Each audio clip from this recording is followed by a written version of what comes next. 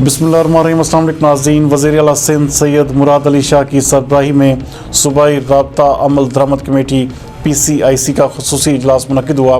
ہمارے نمائندہ خصوصی جاوید ابراہیم منگی کے مطابق اس اجلاس میں وفاقی وزراء اسد عمر، علی حیدر زیدی، سید امین الحق، صوبائی وزراء Nasir Hussain Shah, Saeed Ghani, chairman PND Muhammad Waseem, JOC Karachi major general Muhammad Aqeel, وزیر اعلیٰ سندھ کے پرنسپل سیکریٹری اور دیگر متعلقہ حکام بھی شریک تھے۔